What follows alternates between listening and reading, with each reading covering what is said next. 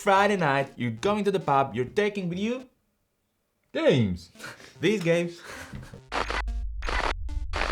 Before filming this video, we each individually ranked the best pub games. There was a list of a lot of games, but only 10 will be the finalists. And we're gonna show you all the 10 when we both put our list together. Yeah. We don't know what order or what games actually are gonna be there. The criteria. You can fit it in your pocket or a little bag as well. In the pocket, on the table, doesn't take a lot of space. Number 2, it's fun.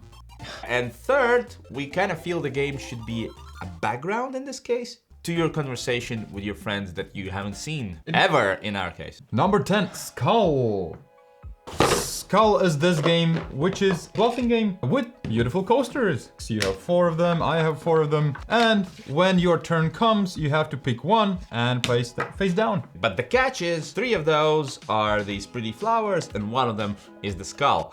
Like the name of the game. Or if you don't want to place down a coaster on your turn, you can bet a number. Yeah. Let's say a 3. I'm gonna pass. 3 seems a lot. At this point, I have to turn around 3 coasters because I said 3, and I always have to start with my own. If I pick up a skull, then I lose a life point. But if all of the 3 that I turned around would be flowers, then I get a point, and whoever gets 2 points wins the game. Yeah. It has simple rules and it plays great as a background to anything you might be talking about. If a game has coasters, it's kinda meant for bars. Coyote. Coyote. The one we've played is the one where you would place the native Indian bandages and place like a feather on top of your head, and it has a number. So you would see everybody else's number, but you don't see your own. One player has to start and he has to name a number. And you don't want to go over the sum of all the players' numbers. So if I have 5, you have 6, and then our friend Carl has 7, the total is 18. But I don't know that. I know 7 and 6, so it's 13. I could go 9. Then it's my turn and I can guess a number and I could go, all right, 19. And then the next player either has to say too much or continue. And you play until somebody says too much. And then we check, and if it was too much, you lose a life. Essentially Skull. Very similar to Skull, just with numbers. And a lot of oohs and ahs as you play. Ooh, ah, ooh. More like ooh, ah, not the way you did. Did you hurt your leg or something? Catch. This game. The best drawing game out there. Each round, one player is the guesser that doesn't know a word. The rest of the players will see a word. And then they're gonna start drawing it. The first player is going to be the first one showing me the drawing, and I'll have to guess. And I'll go, a man with a ship on his head. Ship? Ship. If I don't guess correctly, then the second player gets to show his drawing, and I see already both of the drawings. If your drawing is guessed, you score points, and the guesser score points. Oh, it was a witch. In this game, you're always torn between how detailed I want to make my drawing, but then I'm not going to be the first one to show it, or I just, 3 lines, I'm done, first one to show it. I don't think there is a game that I've laughed that much as I've done in this game. Shit happens, number 7. This is a game about bad things to happen, well, hypothetically, could happen to people. Each player will have some cards in front of himself, and the goal is to have 10 cards in front of yourself. Somebody draws a card and hides a number underneath the bad thing, which has a rating. That is the rating of that bad thing from 1 to 100. Is seeing your dad naked worse than dropping your phone into the toilet? Yes. Or less worse? It's worse. And that is a great thing about this game, because in the game's opinion, it is not as bad as dropping a phone. So these numbers are made up from research they've done? Yep. But they're not always right, at least they don't seem to. But that creates great discussions. Yes, it does, and you're just talking about these things, bad things happening, and having fun while bad things are happening. Cluster. Oh. Cluster is a very simple game where you have just 2 things, a string and magnets. It's my turn, I have to place one of my magnets inside the string. Yeah, then I place one. And when placing, I really hope that none of the magnets will click together. Because if they do, all the magnets that did click together, I have to take back. And the winner is whoever gets rid of their magnet. It gets narrower and narrower with each magnet. I feel like this list so far is progressing. The longer you're staying at pub, the closer you're getting to games you can play at that time. Like these are a bit more complex, but then it gets progressively easier. So what's number 1? Just throwing a ball against the wall? What do you mean?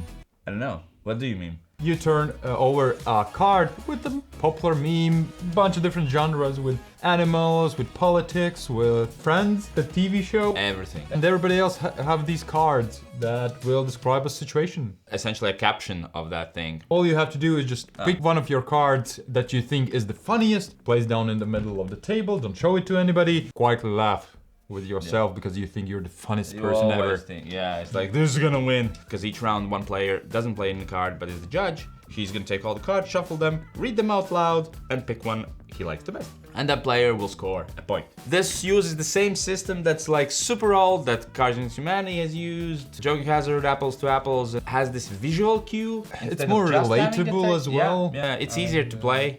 Plus also there's so many decks that you will always find something that interests your gaming group. Yeah. No Thanks, number 4. This is a bit different. No Thanks is a simple, small card game where you're saying no thanks a lot. Every round you place a number in the middle of the table and the first player has to choose either he takes that card or puts a pip on top of it and says no thanks. Why would I not want this number? Because it's negative points, or should I say it's points, and you don't want any points in this game. But every chip that you have is a negative point, which means a good thing. When there is a bunch of these pips, it lowers the card's value. Plus, you'll be able to skip other cards in the future turns. I'm gonna grab it. And then we open a new one and go again. Here comes a twist. You have an incentive to pick it up. When you pick up a number that goes one after the other with the numbers you already have, they kind of cancel out. In this instance, you don't get 22 and 23 points, you just get 22 points. Yeah, and that also creates tough decisions for everybody else, because they're like, I can't give him this card. Poetry for Neanderthals. This is a also super simple game where you divide into teams, and one player of the team draws a card and he has to explain a word. But why is it called Poetry for Neanderthals? Because you can only use one syllable words. Yes. Me, eat, good, taste, brown. Brownies? No. Make, bean, brown. Soup? Sweet, sweet. Candy? Yes, more.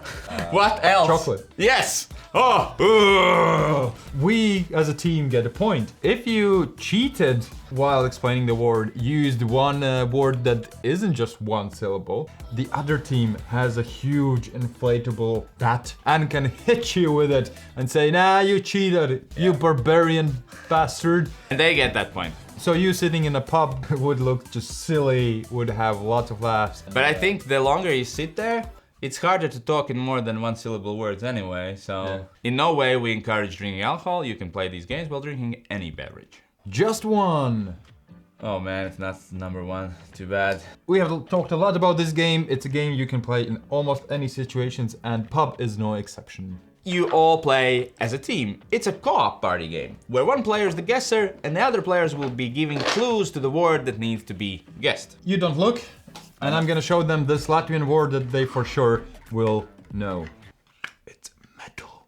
You didn't hear that. All of us can now write down a hint. For example, hard. We can now compare our words. If any of you also wrote down hard, then we have to erase it.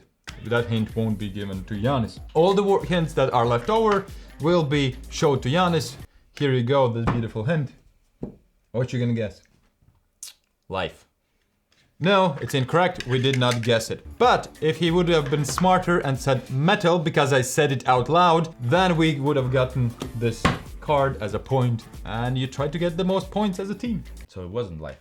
This was metal. But your life could be metal. Alright, so what is the one game?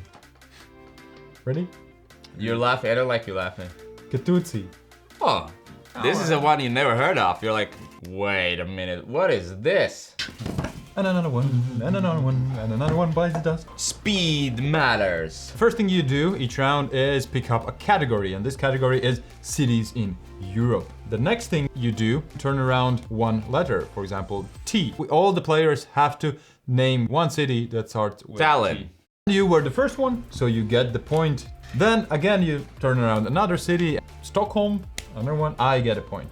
And then we pick a new category and continue going this way until all the letters are done.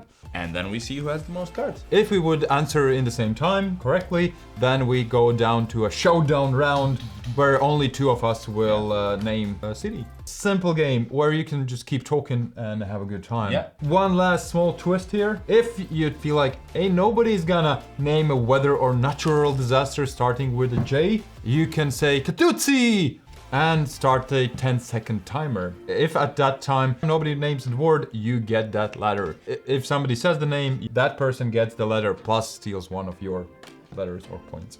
All of these are great. I would take any of these to play with me at a pub. Simple, they're fun. Could even be like this. All of these work, just find out which one you do enjoy better. And we probably didn't mention yours, right? Your #1 pub game. What is it? Can you write it down in the comments, please? Thank you for watching and see you next time. Bye.